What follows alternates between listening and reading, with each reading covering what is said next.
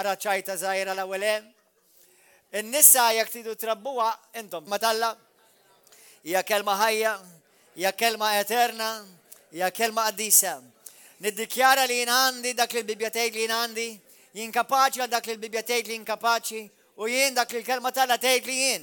Jiena lest nilqa' l-kelma talla u niddikjara li qatt iktar ma nerġa' nkun l-istess iktar.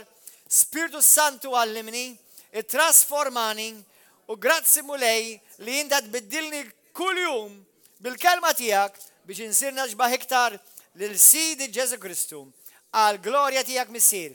Norbot kull pjan tad-demonju li jfixkilni milli nirċievi l-kelma talla. Niddikjara li moħħi huwa miftuħ, qalbi huwa alert biex nirċievi l-kelma qaddisa tal-mulej f'isem Ġesu Kristu. Amen. Halleluja.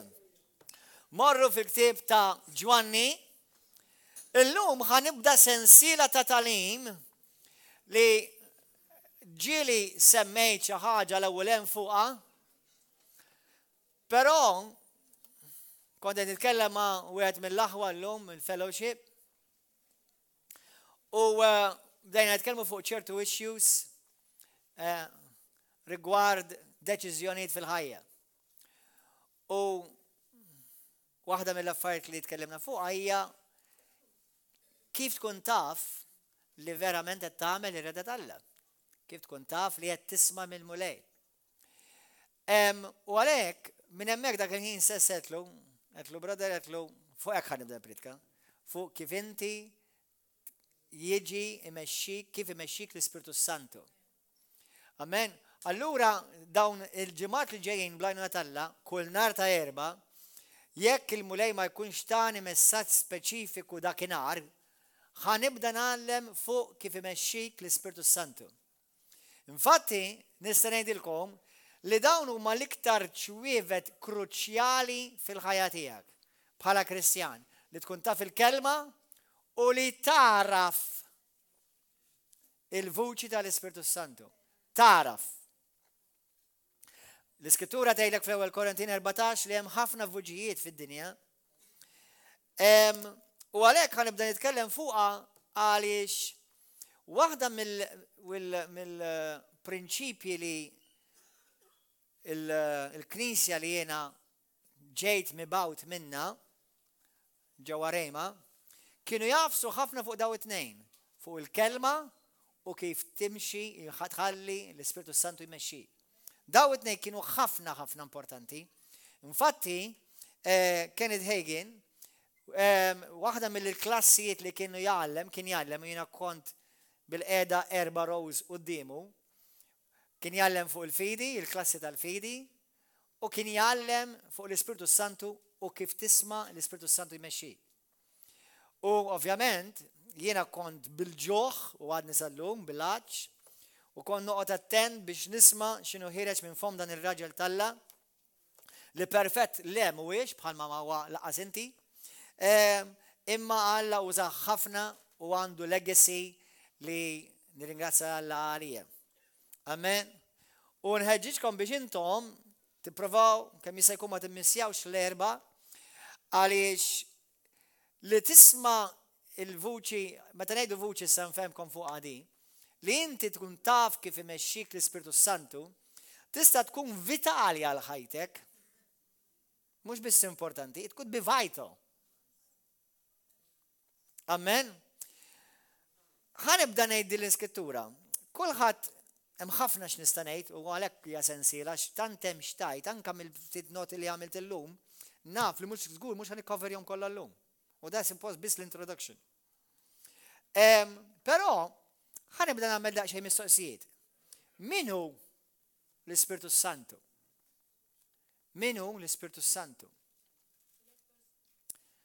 Kif tirrikonoxxi li l-Ispiritu Santu qed ikellmek? Għax hemm vuċijiet oħra fid-dinja hemm id-demonju u hemm int. Kif u bliema mod l-Ispiritu Santu imexxik? Biex nirrispondu dawk il-mistoqsijiet, irridu wkoll nirrispondu mistoqsijiet bħal di. Int min int? Min int? Int bħala bniedem uman. x'inhu huwa l-iskop tal-kreazzjoni tiegħek.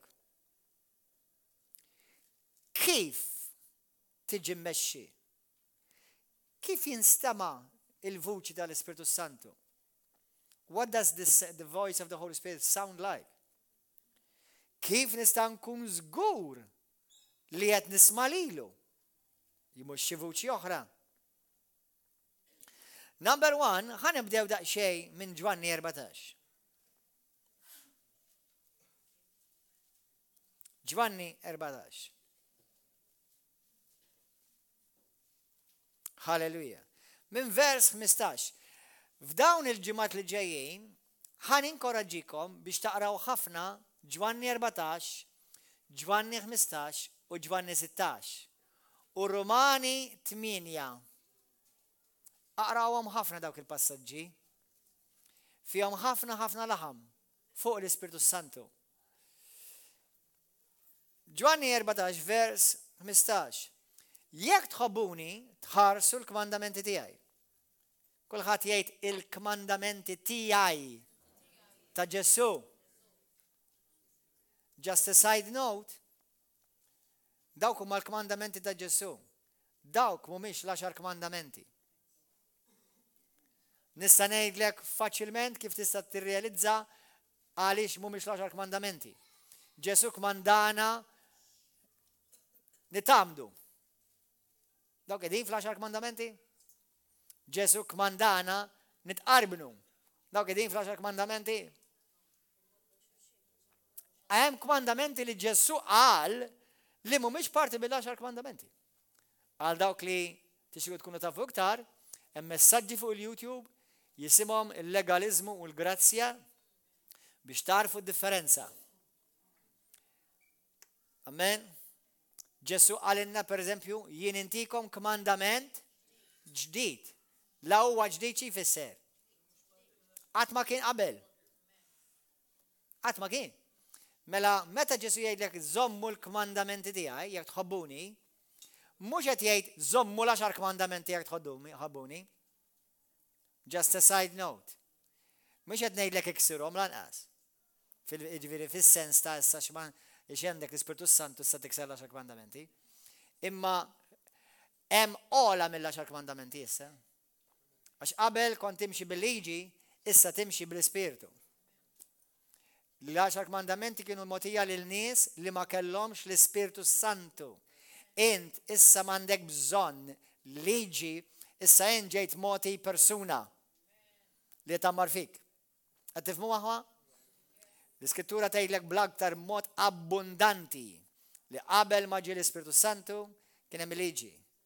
Once ġie l-Ispiritu Santu, Galatin kapitlu 5, m'hemm bżonn iktar liġi. Amen? Just a side note. Anyway, imma ovvjament il-biċċa l-kbira tal-10 kmandamenti xorta ħassibhom fit-Testament Ġdid. Għax jekk tgħidlek la toqtolx, l-Ispiritu Santu mhux ħajlek oqtol. Imma biex tifhmu aktar id-dettall ta' dak it-tip ta' lezzjoni u tagħlim tidu tisimgħu messaġġi tal-passat. Anyway. Mela, u jiena nitlob lill-missieri u jagħtikom difensur ieħor biex jibqa' magħkom għal dejjem. L-Ispirtu tal-verità. Dil-ġimgħa għamilt quote jiena fuq il-Facebook, jekk inti tħobb il-verità, tisma' l-Ispiritu Santu. U min huwa mimmili bl-Ispiritu Santu ifittex il-verità. Għax huwa l-Ispiritu tal-verità. Amen. U d-dinja ma tistax tirċevih. Id-dinja ma tistax tirċevih. Id-dinja biex l-ewwel tirċevi l-Ispiritu Santu, l-ewwel tirċevi Ġesu u dak li jkun kont twieled minn ġdid. Għax hija la taraħ, id-dinja la taraħ l-Ispiritu Santu u lanqas tarfu l-Ispiritu Santu, iżda intom tarawh, tarfuh, tisimgħuh. Wow!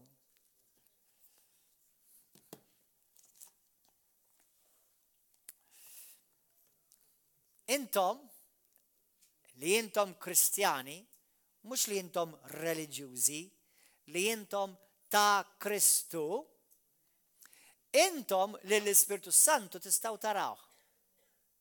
Da mux klimi ta' klim Ġesu. Fej ma tifimx, stenna. Ifisser għadek ma rajtx ir-revelazzjoni tagħha dik. Qed tifhmu? Mela intom l-Ispirtu Santu tarawh. Imma jekk huwa spiritu, min qallek li ħataraħ bajnejk fiżika li huma kannella ħodor joblu.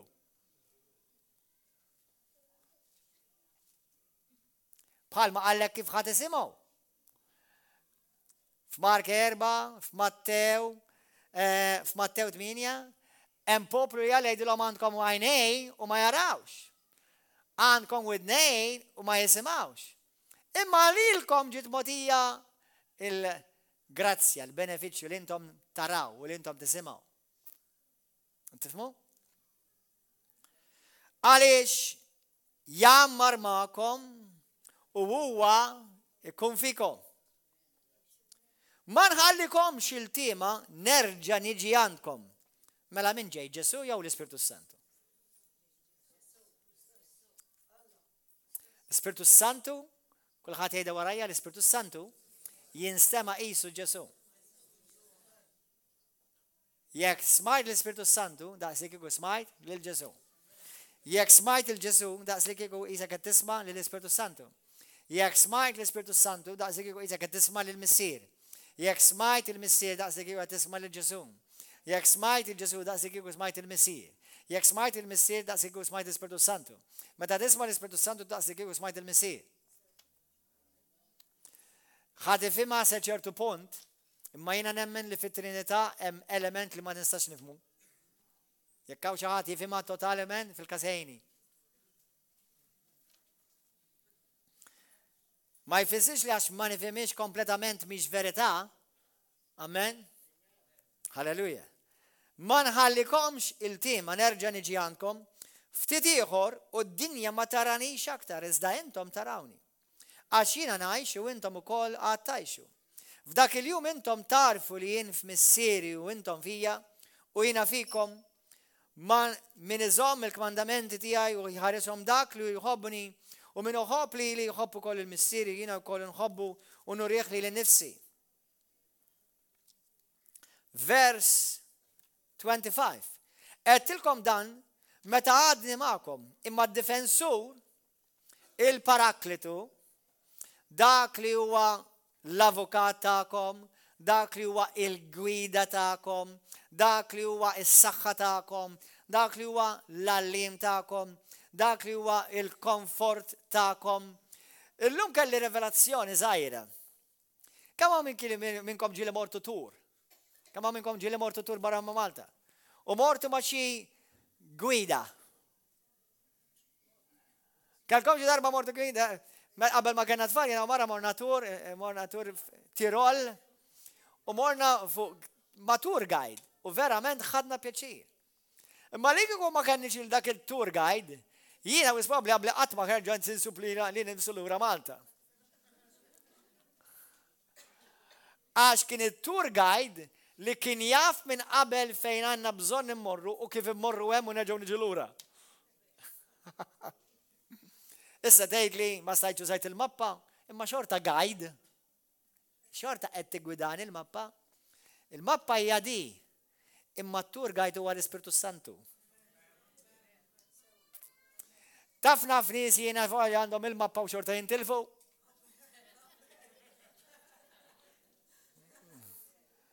Ma nafx darba morna l-Amerika tiftakar bej.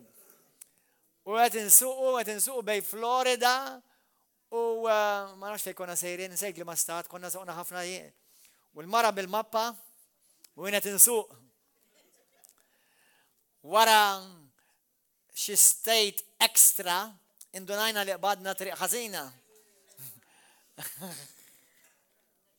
Ġifieri, inti jista' jkollok il-Bibja u għandek bżonn il-Bibja, ma mingħajr it-tour guide qablu xorta waħda tintilef u ssir oqda. Għalhekk għandek ħafna nies jgħidulek, ma nistax nifhem l-Bibja. Because you need a tour guide. It's called the Holy Spirit. Amen. Hallelujah. Allura dizem huwa f'moħħhom aħwa, ma tistax tgħid jiena bil-Bibja biżejjed, il-Bibja biżejjed, imma l-Bibja għandek l-awtur tagħha li għandek bżonn magħha li huwa l-Ispirtu Santu. Amen. Għax inti m'intix qed taqra xi denfil, jien naf xi qed taqra ktieb li ħareġ minn fomm Alla. Qed taqra kelma li meta taqra bl-Ispirtu Santu tinfdek. Amen.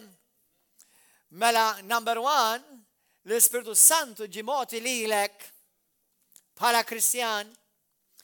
Ġesu għallek jiena minix ħanħallik mingħajr it-tour guide. Tħabbix rasek. Ħantik il-kelma tiegħi, imma ħantik ukoll xi ħaġa oħra, ħantik it-tour guide. Biex jew jmexxik fil-mappa li ħanħallilek. Din il-mappa hija l-Bibja.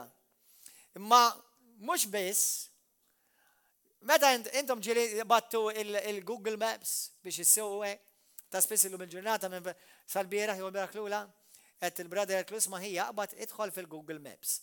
Għamil li pin fejn toqgħod u toqgħodx tispjegali u nutli bat li dik il-messa u jmessi u mexxini waħda. Ġieli żajti għadi? Ġieli żajtu huwa?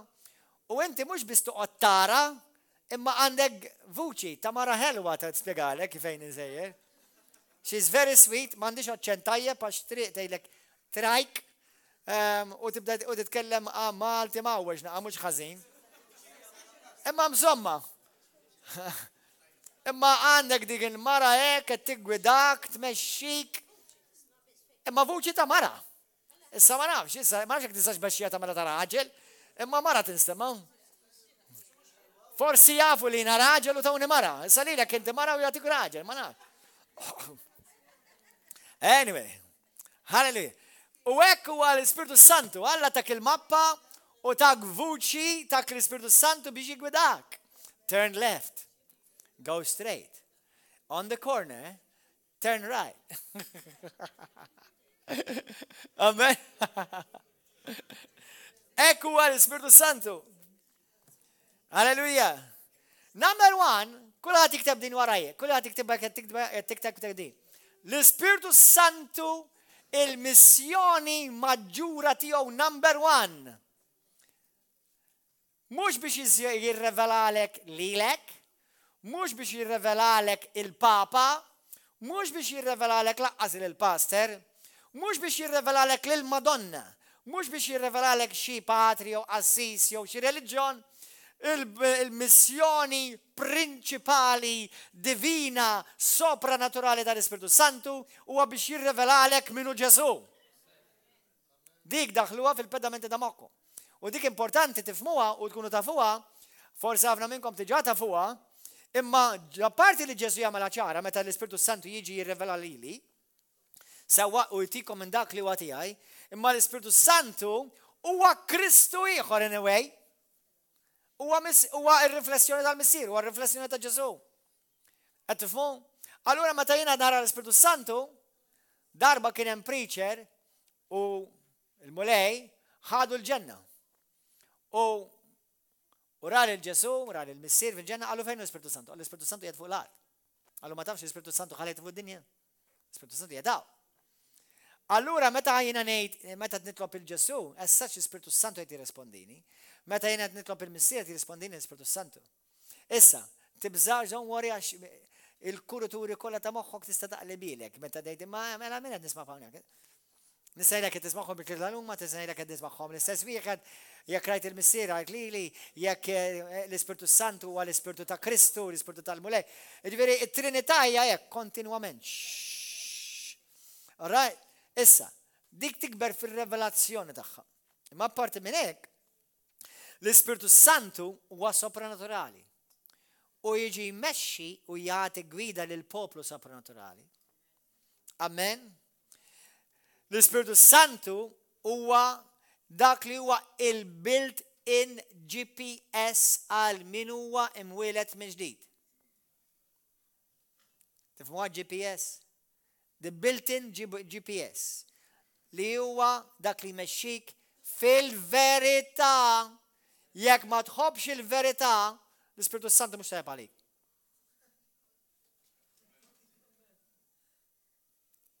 Ġesu jgħidha dik. Jekk ma tħobbx il-verità, l-Ispiritu Santu mhux ħajħossu komdu fik. Mela li aħna nafu l-Ispiritu Santu huwa sopranaturali, aħna nafu li jiena u inti meta nitwildu mill-ġdid aħna poplu sopranaturali, aħna knisja sopranaturali, u Alla ħallina l-Ispiritu Santu biex bħalma huwa fis-sema hekk ikollu kun fuq din l-art permezz ta' l-Ispiritu Santu. Amen aħwa? Halleluja. Issa, l-Ispiritu Santu, nistgħu nagħmlu ħafna lezzjonijiet fuq minnu, imma l-Ispiritu Santu huwa dak li aħna nsejħulu għalkemm verament jien personalment ma toġobniex di. Dak li ngħidulu t-tielet persuna ta' Trinità. Muwa t-tielet xejn. Huwa l-ewwel mal-missier, huwa l-ewwel mal-iben. It-tlieta huma l-ewwel. Imma biex nifmu ċertu affarijiet, meta titgħallem dottrina jgħidulek Ġesu huwa t-tieni persuna ta' Trinità. L-Ispiritu Santu huwa t-tielet persuna ta' Trinità. Jina li dik personalment ma toġobniex, apparti li fl-Iskrittura mkien ma tgħidlek li dan huwa t-tieni jew dak li ieħor t-tielet, tgħidlek li huwa Alla u t-tlieta huma eterni, huma t-tlieta huma bla bidu u bla tmiem. Però hemm il-personalitajiet tagħhom huma distinti. Fuq is-salib mhux l-Ispiritu Santu issallab. Meta ġi Pentekoste ma kienx il-missier niżel u għaffiġhom, kien l-Ispiritu Santu. Fuq is-salib Ġesu issallab. Amen? Ġifieri hemm karatteristiċi distinti bejn il-missier, bejn l-iben u bejn l-Ispiritu Santu. Però l-lingwa hija dejjem l-istess lingwa. Amen? Hija dejjem l-istess lingwa. Halleluja. Mela l-Ispiritu Santu u Alla. Forsi iktar qudiem intikom skritturi għal dawk li tixtiequ tfittxu. Tistgħu taqraw pereżempju Atti tal-Apostli kapitlu 5.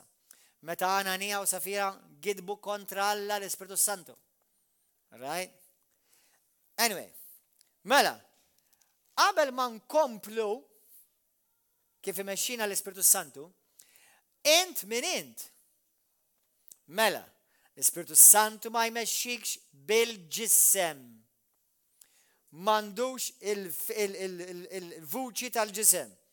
Issa għalkemm nemmen u ġili saret għaw min jisma l-vuċi tal-mulejanka audibly, għaw min sema li l-alla b'daw il-widnej, pero meta Ġesu f'Mark 4 vers 9 vers 23, Mark 7 vers 16, Mark 8 vers 18, Apokalissi 2 vers 7, 11, 17, 27, 29, Apokalissi 3 vers 6 vers mbagħad naqrawhom bil-kwid. Meta jgħidlek min għandu widnej biex jisma' jisma' x'qed jgħid l-Ispiritu Santu. Mhux qed jirreferi għal din il-widna ma. Qed jirreferi għal din il-widna. Għal widna tal-Ispiritu. Amen. Li l-Farizej u lil dawk li reġettaw il-Kristu għallhom daw widnejhom huma torox. Li għandhom ħafna relatives joqogħdu Malta.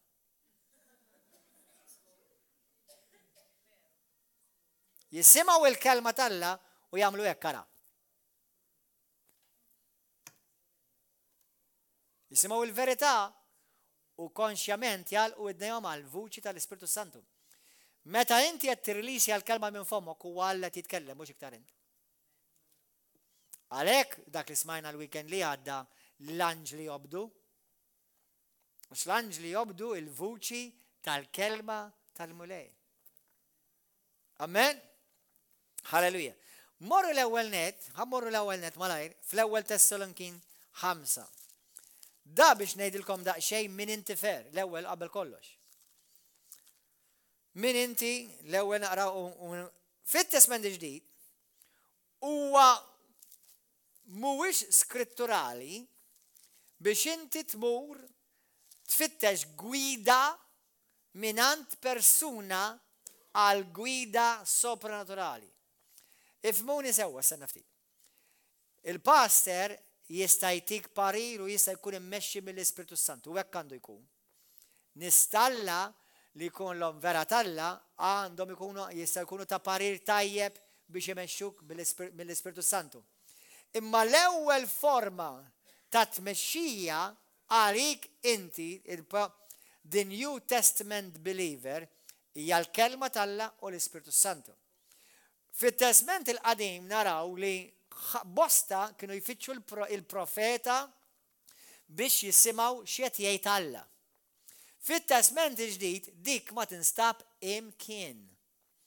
Għax fit-Testament il-qadim kienu biss ftit in-nies li kellhom l-Ispiritu Santu u mod speċifiku kien il-profeta li kellu l-vuċi, il-kelma tal-mulej. Għax il-profeta biss kien il-vuċi tal-mulej fuq din id-dinja, xi drabi ġi jitkellem il-re, xi drabi ġi jitkellem il-saċerdot. Imma il-vuċi tal-mulej b'mod uffiċjali fuq id-dinja kien il-profeta. Fit-Testament ġdid hemm profeta, imma l-funzjoni tiegħu għandha daqsxejn funzjoni differenti mill-profeta tat-Testament ġdid, tat-Testament il-qadim. Għaliex issa intom kollha għandkom il-vuċi tal-Alla fikom. L-Ispiritu Santu issa li huwa l-vuċi tal-Alla jammar f'kull Kristjan. Allura inti fit-Testament il-qadim m'għandek l-ebda mkien fejn li Ġesu jgħidlek morru għand il-profeta u l-profeta jmexxikom. Anzi ngħidilkom oqgħodu attenti sew minn dawk li jgħidu li huma profeti. Mhux għax ma jeżistux, ta' profeti ġenwini tal-Alla ġifieri. U jistgħu jgħinukom ħafna u jagħtukom anke jgħinek fid-direzzjoni li inti. Ismani, ħantik eżempju. Ejna mlomot il-mulet jgħidlek jiena rridek tmur Għawdex. U jiġi profeta jgħidlek isma' l-mulet għalek mur il-Ġapan tant. Int fejn sejjer? Għidli int fejn sejjer? Fejn sejjer kieku int? Għawdex. Għaliex ma għalekx il-profeta? Meta jkun profeta vera din minn Alla taħt it-Testament ġdid, dejjem għandu l-istess vuċi dak li lek tismaw ġeru. Għax il-profeta tal-Alla fit-Testament il-ġdid jikkonferma dak li diġà il-mulejlu jaħdem fik. Mhux jagħtik xi direzzjoni ġdida biex Tom Brown dal-weekend dejna nitkellmu fuq xi ħaġa fuq il-linja ta' dan it-tagħlim. U għalli jaf knisja ġewwa l-Ingilterra għalfejn kienet knisja sabiħa u mdaqsa kienet ġifi madwar 2000 ruħ, knisja ta' madwar 2000 ruħ, għalli u ġi profeta u tom kelma li għandhom jimmuvjaw minn hemm u jmorru post partikolari. U daw obdew il-profeta u l-knisja saret 20,000 ruħ.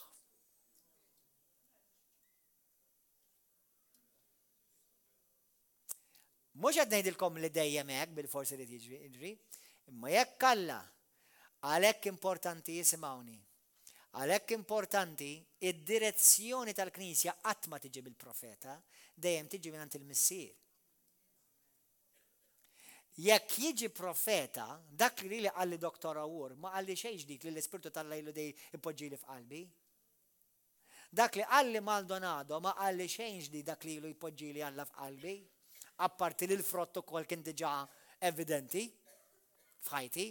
Imma li kieku Maldonado jew Dr. Awur ġi jgħidli xi ħaġa għalli kien jgħidli il-mulet jgħidlek mur ibda knisja ġewwa l-Alaska. X'inhi dik qatt ma ħsibt fuqha, qatt meddit li mill-pedimenti ta' rasi, m'għandi l-ebda interess le. Qas nikkonsidra darbtej dik, that's it, full stop, no way. M'hemmx indikazzjoni ta' kif titkellem fuq l-Iskrittura l-Ispirtu tal-Alla jixet ma l-Ispirtu tiegħi.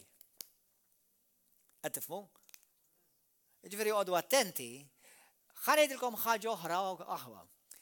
Timxux bil-ħolm. Għax jista' jkun issib ruħek ġewwa nightmare. Issa, ġieli enuni il-ħolm iva. U Alla jitkellem mill-ħolm. Imma mhux biex nagħmel xi deċiżjoni drastika fuq ħolma biss ta'.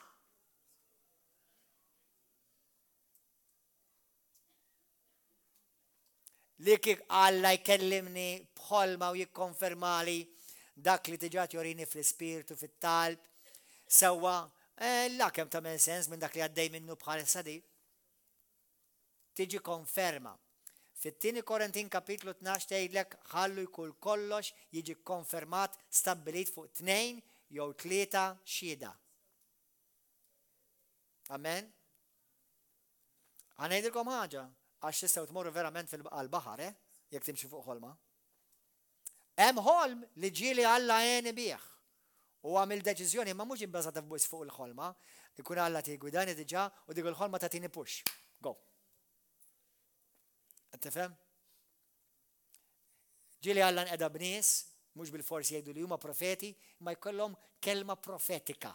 Sewwa Alla tiġa tiddilja miegħi b'ċertu affarijiet, Alla jinqeda b'oħt, jew bħu, jew 2, jew 3 minnhom, bang, jikkonfermaw xi ħaġa f'ħajti, la vera mill-mulejdi, mela mhux qed nimmaġina jien. Sewwa, għodu attenti, moħħkom hawn intom single. Ara ma tmorrux tiżżewġu għax xi ħadd jgħidlek dar-raġel tiegħek. Jew dil-mara tiegħek. Tafx fuq bażi waħda biss ngħidlek iżżewġhom jekk min jgħidlek hekk. Idulhom jekk dan isir mostru wara niżżewweġ tiżżewġu inti warajh.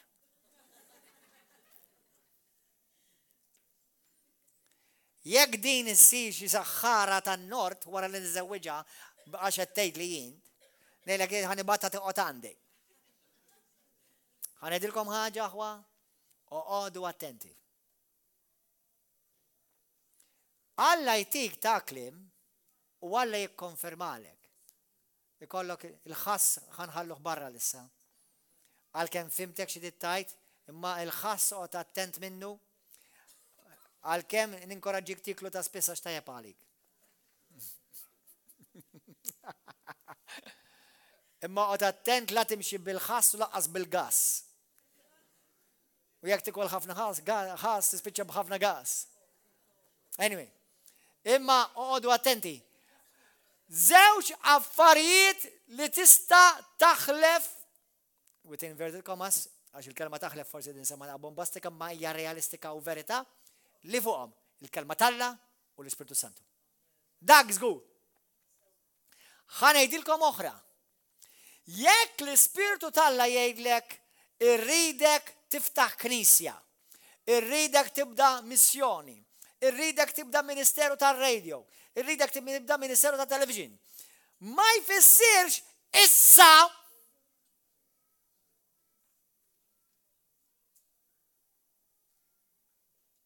ma jfissirx issa għallek issa bdieħ. Ġesu kien jaf il-missjoni tiegħu u għal 30 sena ma għamel xejn. Sakemm l-Ispirtu Santu qallu issa. U ħanejdilkom fl-esperjenza tiegħi li l-biċċa l-kbira tal-Kristjani li jimmissjaw il-pjan Alla għalihom mhux fiex għandhom jaqdu l-Alla, meta. Issa mhux qed ngħidlek taqdi l-Alla ma taqdix l-Alla sakemm tisma' l-vuċi tal-Alla ta'. Taqdi l-Alla il-mument li ssir Kristjan tibda taqdi fis-saltna. Imma meta nitkellmu fuq affarijiet speċifiċi, sewwa nitkellmu fuq ministeri speċifiċi. Jekk inti per eżempju, taf li għaw inti min jaħseb li sema l-Alla jgħidlu din mhux il-mara tiegħek titlaqa divorzja? Għaw min għamelek fid-dinja. Jaħseb li Alla qallu din mhux il-mara tiegħek ta'. Iżewġ the wrong one.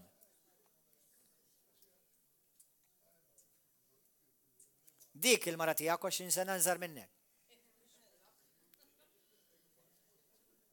Jew ir-raġel tiegħek dak ir-raġel tiegħek ara, da mhux data li żewġ da bil-qas bil-kemm qed tieklu mħabba fih. Dak ir-raġel tiegħek dak li għandu showroom hemmhekk fil-faċċata. Għodu attenti. Ħantikom good and bad news. Jekk int miżżewweġ, il-fatt li qed tistaqsi l-Alla jekk dan hux ir-raġel tiegħek, you are delving on very dangerous ground.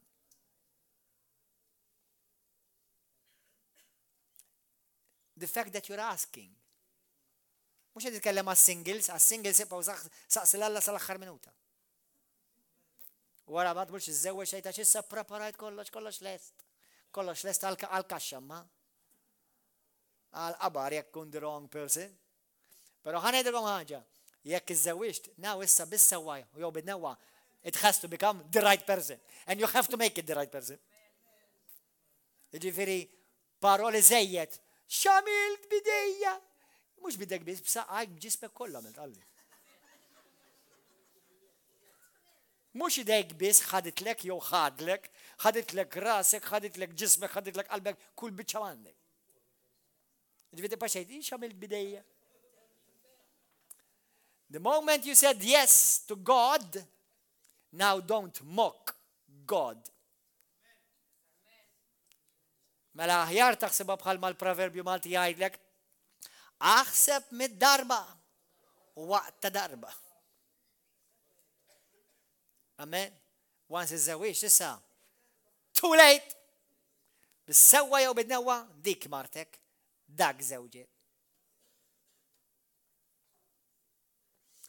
U qed ngħidha di għal miż-żewġin għax naf min jiġi jgħidli passer il-mulej għalli you married the wrong one. Il-mulej għallek dak. U attenta x'inti tajt. Ma tmurx giddebla l-eżat għaliex ma qallekx qabel.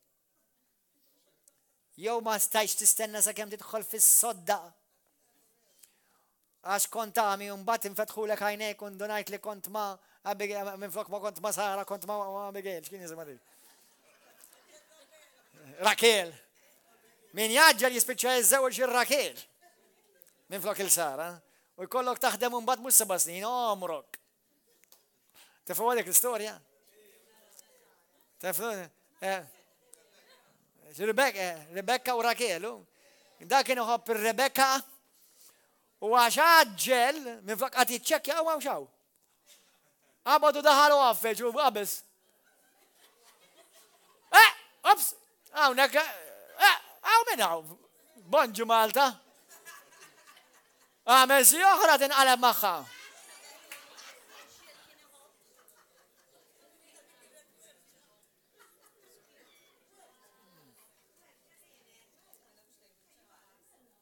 Kelma, a word of wisdom. A word, another word of wisdom. Listen carefully. Listen carefully, I'm helping you today. The Holy Spirit is helping you. If you ever feel that you have to do something in a hurry, most of the time, I can almost say there all the time. It's never the Holy Spirit. Il-proverbju Malti, thank you għomi għattajni nipritka. Il-qattusa maġġalija friħom għamlet. Jek tħosċi darba, għax l-Ispiritu Santu għet jgħidli, l-Ispiritu Santu għet jgħidli. Jina naħseb, inti għet jgħid, mux l-Ispiritu Santu. Ġesu għal jien dal-waqt ġej, għaddew 2000 sena. Jesus is not Russian, neither is he Maltese. Ġifieri, Ġesu mhux maġġel. Jekk xi darba jiġi xi ħadd jisfurzak, aġġel. Tidejlek ġara li ma taġġilt jien, iddispeċini. U mbagħad ikun tulejta. Għalhekk jiena ngħid bosta aħwa hawnhekk ma rridx naġġel.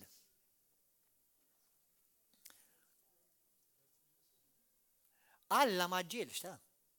Alla dak li se tagħmel hekk ara fakkatajn. Bajn! ħasebatijin biex jagħmlu. Alla ta' dak. Omnipotenti, mhux Gordon John Maġe. Almighty. As there's Bruce Almighty, and some people think that I am Gordon John Almighty. Hey, hurry, pastor, hurry. No, I'm not going to hurry. Especially if you have something scratching on the inside. Did you get that? Did you get that? Jekk hemm xi ħaġa tħaxfex hawn. Stop. Don't move. Learn to wait upon the Lord. Għax ċertu passi li tagħmel qudiem mhuwiex ma tkunx se tagħmel biss pass waħra lura mbagħad li tagħmel xi 7 jew 100 biex terġa' tiġi fejn kont suppost kont. ġili battu triq intom. Tgħid my goodness, għamilt wrong way, ħanna ġandu l-ura. Għara, ma sax ġandu. Mela ġaddu l-marraħal kollu, ħadda ġadġija. U jekk inti timmissja l-exit, il-timing, qabli kollok tispiċċa d-dur ma' ruxmata u idi biex terġa tiġi, all right, now I'm on track again. Never do anything in a rush.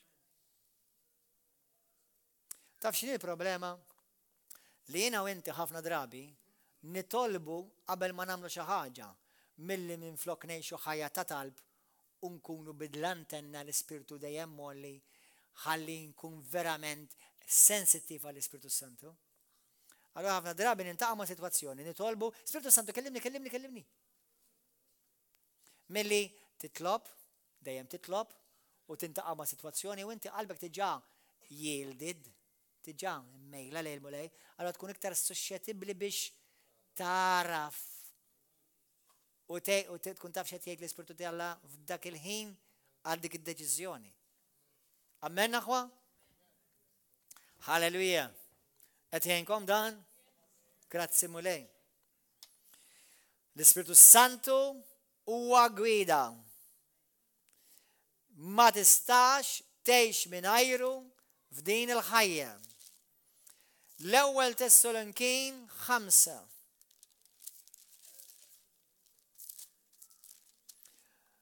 Għaliex jiena u inti għandna bżonn l-Ispirtu Santu?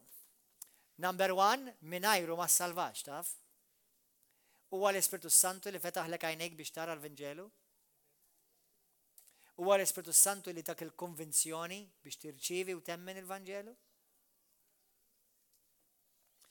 Mingħajru ma tista' qatt issir taf lil Ġesu.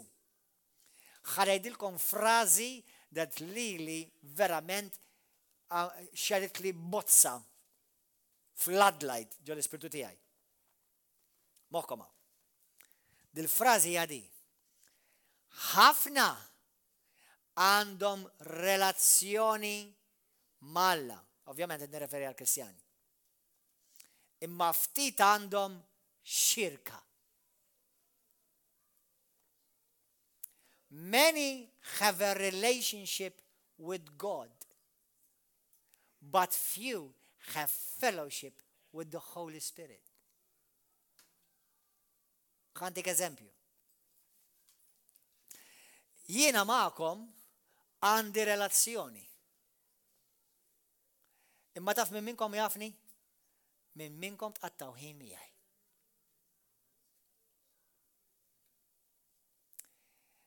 Jiena ma żewwix il-mara għax kellna biss relazzjoni, għax kelli ruxmata relazzjoni ma' ruxmata nisa.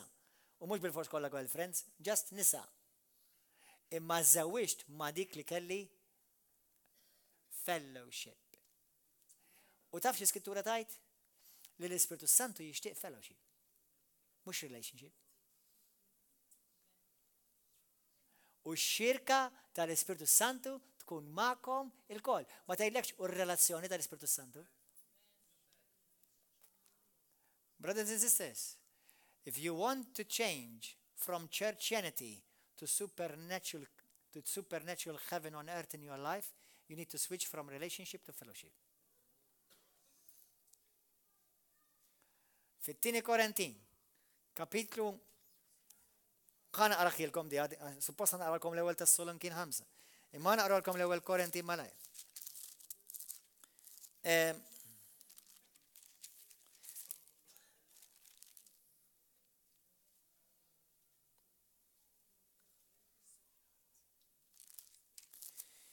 Halleluja. It-tieni Korintin, kapitlu 13. Vers 13. Il-grazzja ta' Sidna Ġesu Kristu. Ġwanni wieħed tgħidlek il-grazzja deret meta ġi Ġesu Kristu. L-imħabba talla l-missier. U laqda il-fellowship, il-koinonija tal-Ispirtu Santu jkun magħkom il-koll. Darba kont qedtilkom, ma nafx hawn minnkom tiftakru, taf xi tfisser dik il-laqda, dik il-kelma xirka, bl-Ingliż jgħidlek and the fellowship of the Holy Spirit. tgħidlek li tfisser li l-Ispiritu Santu li jrid minnek hija intimità deep, fonda. Intimità fonda. Dak li l-Ispiritu Santu jrid mill-Knisja. Funny enough, Ġessu taf xi jgħid jew nkella Ġessu permezz ta' Ġwanni l-Apostlu, l-ewwel Ġwanni kapitlu 1 vers 7 tgħidilek. Tgħidlek kull min jgħix jimxi fid-dawl. Bħalma Alla wkoll fid-dawl. X'tgħidlek? Aħna nixxierku, mhux nirrelataw. Hemm Kristjani li mhumiex parti minn din ix-xirka għandna relazzjoni, imma m'għandniex fellowship.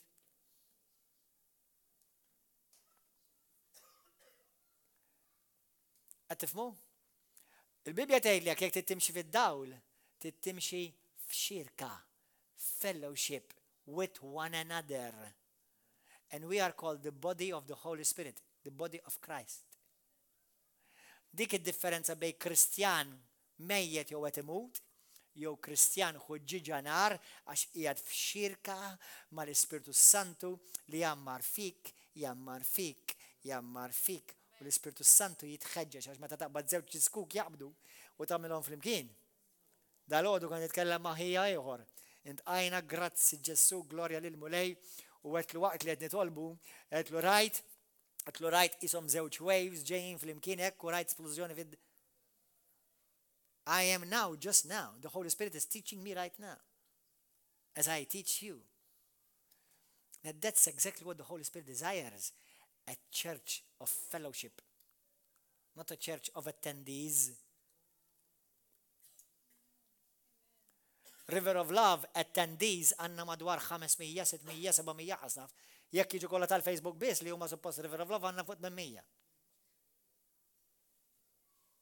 Dawk li jgħidu River of Love hija d-dar tal-fellowship, home church tagħhom. Imma min huma dawk li din ġo fellowship? Dawk li jiġu għaw, iqattaw ħin ma l-aħwa, jixxirku, jitkellmu fuq Kristu, il-moment li jissemma Ġesu l-Ispiritu Santu jgħid, I'm here to reveal him. Do you understand? U mhux dawk li għandhom relazzjoni malla jimxu fil-qawwa tal-Alla, dawk li għandhom intimità ta' xirka malla li jimxu fil-qawwa tal-Alla. U jiena u inti rridu noqogħdu attenti li, all right, relazzjoni salva u tmur il-ġenna. Imma b'xirka, fellowship, intimità, il-ġenna iġġibaw. Fellowship, koinonija, intimità, deep, fonda. Amen? Jekk inti tiddejja tiġi l-fellowship, tifellowshipja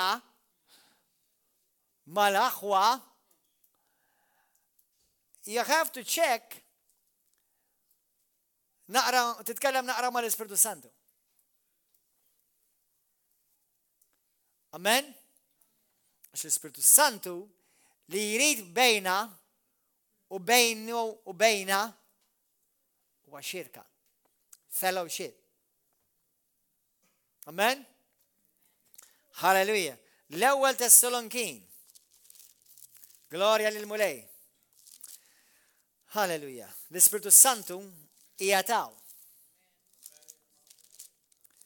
U għalkemm aħna vera dejjem inġorruh, imma meta nitkellmu fuq l-Ispiritu Santu, nħoss l-Ispiritu Santu jimmanifesta. U għed baqbaq fija. L-ewwel Tessalonikin 5. Għadni fl-introduzzjoni. Il-messaġġ ikun qasir, imma l-introduzzjoni twila. Amen. Grazzi Spiritu Santu. L-ewwel Tessalonikin kapitlu 5, vers 23. U Alla taslimi għaddiskom f'kollox. Stenna ftit. Xi sejjaħ l-Ispiritu Santu. Holy Spirit. Għaliex raġuni oħra Alla tagħna l-Ispiritu Santu? Biex iqaddisna, to make you holy, to sanctify you, to cut you away from sin, from the world, and to cut you unto himself. Aħna bħalissa il-Knisja talla edha fi żmien ta' courtship. Taf? Courtship, erosija. Inti ma tiżżewweġ ma' minn kull minn għandek relazzjoni, tiżżewweġ biss ma' minn għandek intimità.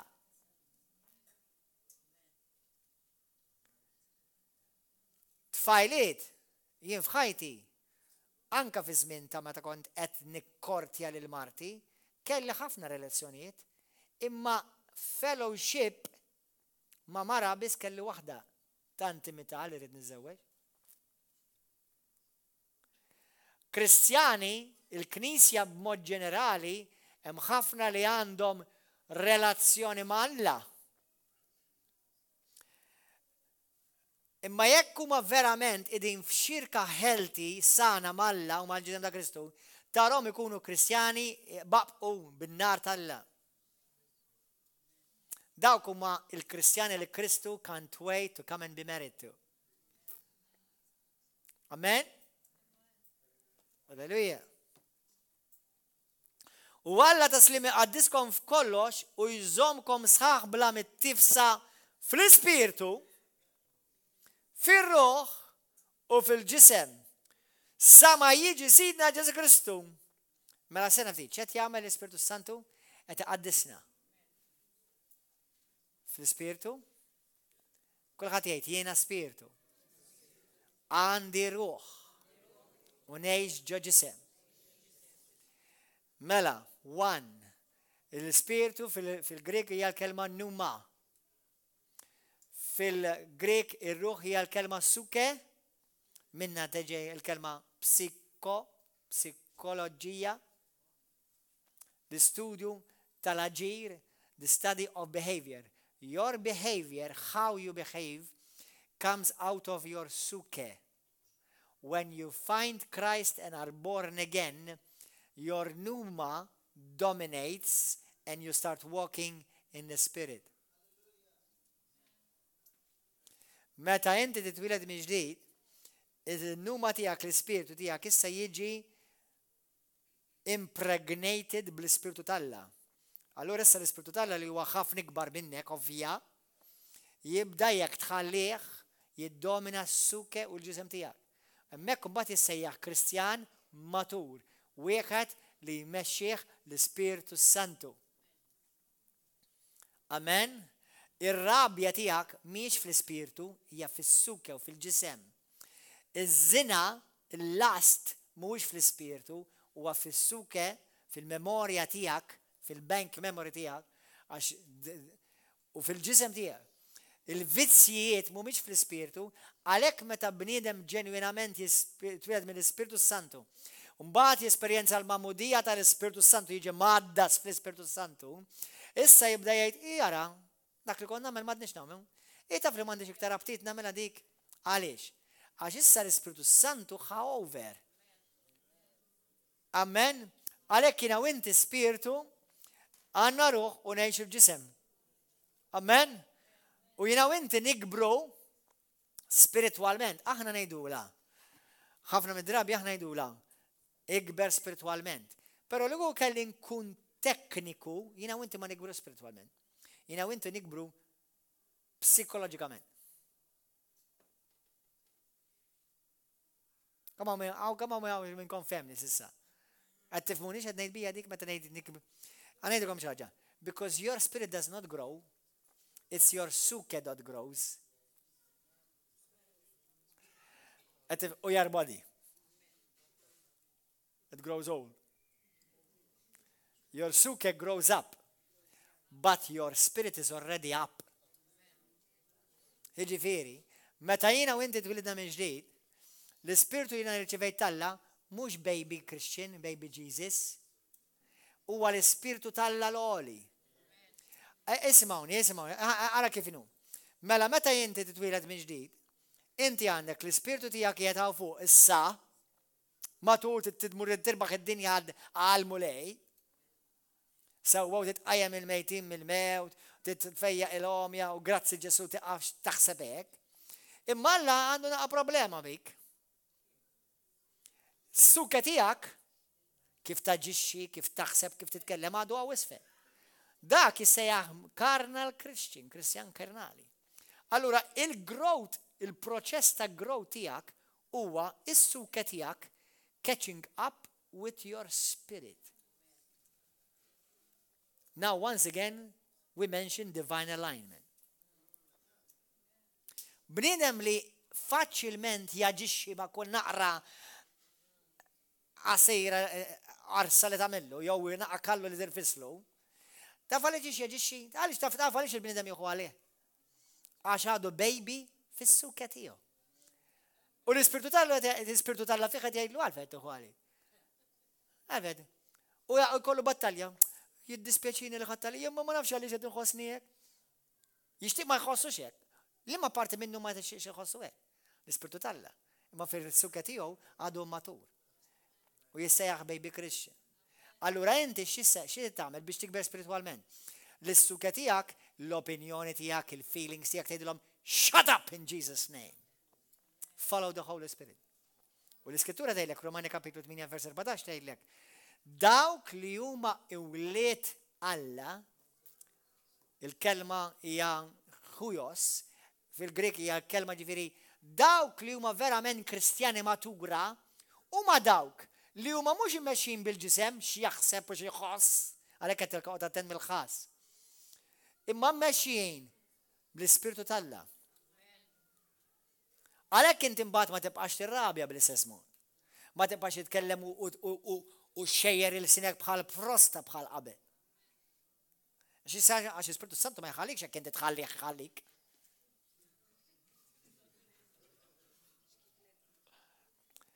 Isimgħuni ħaġa oħra. L-Ispirtu Santu ma jagħmel xejn għalik. Smajtuni di? The Holy Spirit is not sent to do anything for you. The Holy Spirit is sent to help you do everything through Him. Iġvira ma jfistillekx darba tqum fil-ħodu tejta xi torta l-Ispirtu Santu ma jenix. Le, his role is helper. Your role is doer. Għalek ħafna mid-drabi meta ċaħati tamer l-Ispirtu Santu. L-Ispirtu Santu ma jistax jitkellem bil-lingwi. La. You are the one that speaks in tongues. He helps you do it. Ħantikom sorpriza. The Holy Spirit does not speak in tongues. Kontu tafu intom? You speak in tongue by the help of the Holy Spirit. Ek tgħid Atti 2 vers 4 u huma l-koll imtlew bil-Ispirtu Santu u huma l-koll kellmu b'lingwi ġodda skont ma tom l-Ispirtu, skont ma jenhom l-Ispirtu Santu. Amen? Allura l-Ispirtu Santu hawnhekk fejn tidħol il-fidi. Għamilna sensila ta' talin fuq il-fidi. Il-fidi tgħidlek kara, body shut up, opinion shut up, feelings shut up. Now faith, work. Obey the Holy Spirit. Għattifu? Il-fidi hija tal-Ispirtu. Il-fidi hija sopraturali. Halleluja. Halleluja. Mela, hawnhekk rajna li aħna tlieta, u mbagħad niftħu iktar fuqha. Ħanorikom żew skritturi u nagħlqu nitolbu. Romani 8, qed tieħdu pjaċir? Qed titgħalmu xi ħaġa? Ħadibdew timxu iktar fl-Ispirtu issa? Amen. Ma din il-lezzjoni ħanitalmu kif il-vuċijiet li mtaraf li vera l-vuċi tal-Ispirtu Santu. Però tista' titgħallem l-Ispirtu Santu dejjem kulħadd jgħid warajja, l-Ispirtu Santu jitkellem bħal Ġesu.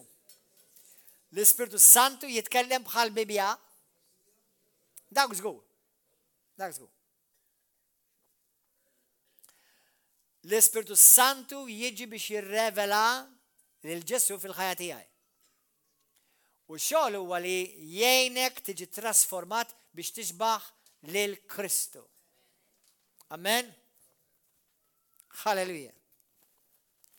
Romani 8 vers 14.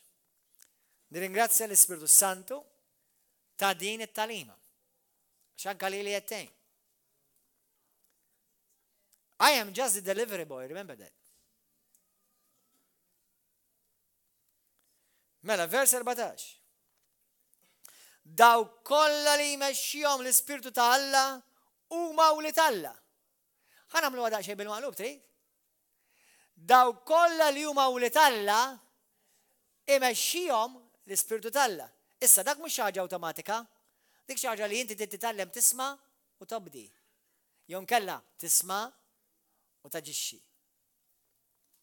Iktar ma titgħallem tisma' u taġixxi, iktar inti l-kuxjenza tiegħek ħaġġiba suscettibbli biex tisma' tiddixxerni u tobdi. Ħankomplu. Għax intom ma rċevejtux l-Ispirtu li wassalkom għal jasar biex terġgħu taqwa fil-biża', imma rċevejtu l-Ispirtu li jagħmel minkom ulied adottivi u li bih aħna nistgħu ngħidu Abba Missier. Dan l-Ispirtu, isimgħuha, di għandna lezzjoni għalija biss jekk mhux tnejn. Ma titkellem fuqha. L-Ispirtu, dan l-Ispirtu Santu jixxed flimkien ma l-Ispirtu tagħna li aħna u li Alla. L-ewwel Korintin 9 morru hemm malaj, anzi Atti 9.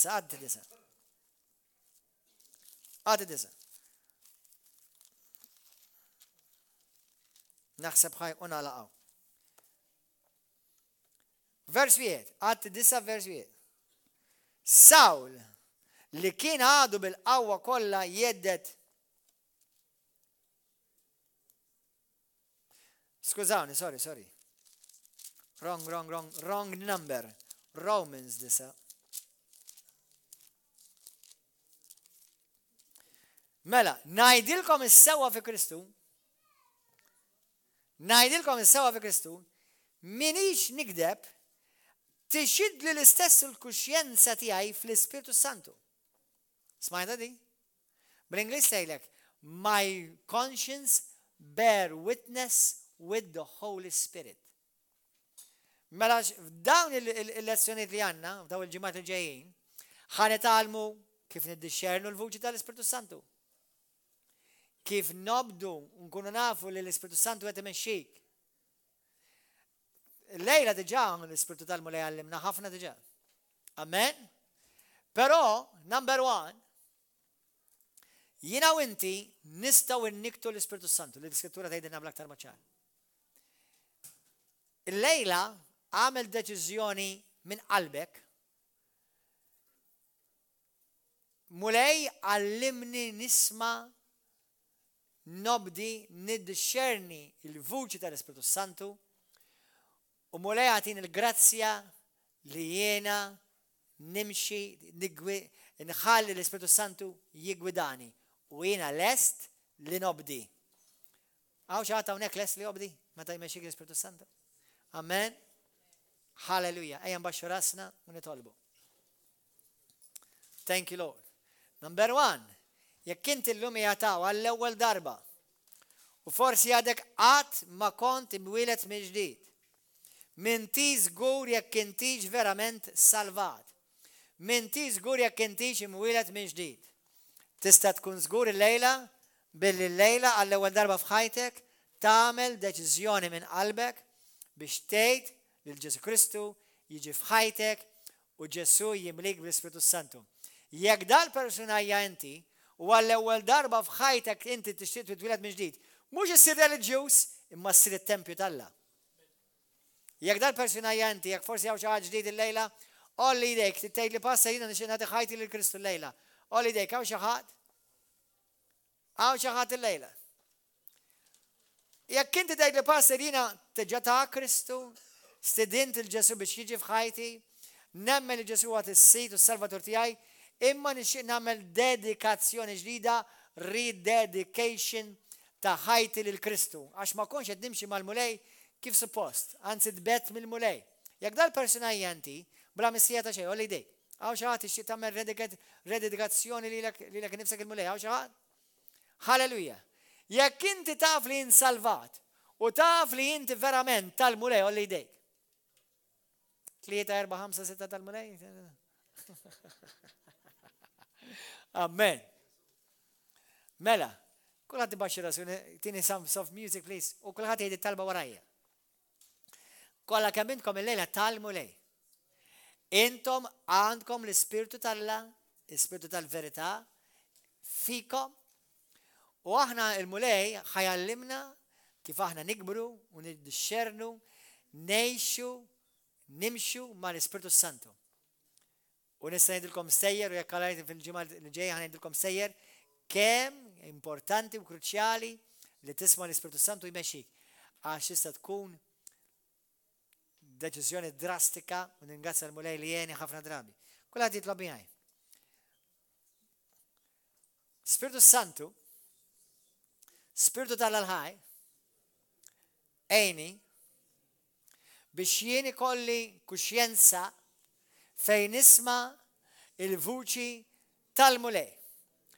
Aba missir, nerġa' nenforza id-dikjarazzjoni tal-fidi tiegħi u niddikjara li Ġesu Kristu jirrenja b'mod suprem fuq qalbi u fuq ħajti bħala is-sit u s-salvatur tiegħi. Ġesu, aħsilli l-kuxjenza tiegħi, aħsilli ħsibijieti, aħsilli qalbi bid-dem prezzjuż tiegħek. U bil-grazzja tiegħek mexxini llum bil-verità tiegħek, iggwidani u Spiritu Santu huwa verint. Grazzi mulej li tatini għajnejn biex nara u idnejn biex nisma'. Vuċi ta' stranġir jien ma nismaħiex, imma jien nisma' l-vuċi tar-raj tiegħi. Mulej qaddis, inti jekk l-naċ tiegħek jisimgħu leħnek. U nemmen li jinti ġa qed nisimgħu leħnek, imma blajnuna tal-grazzja li taħdem fija tiegħek, jiena ħankun kapaċi niddexxerni iktar il-vuċi tal-mulej. Biex kull deċiżjoni, speċjalment deċiżjonijiet importanti u kruċjali fil-ħajja tiegħi, l-Ispiritu Santu jgħinni biex nagħmilhom u ma nisbaljax mulej. Grazzi li tajdin din il-kelma llejla. Issiġġilla f'qalbi din il-kelma li smajt biex ngħixha fil-ħajja tiegħi għal glorja tiegħek missier. Fissem Ġesu Kristu. Halleluja. Ringrazzjaw il-mulej aħwa.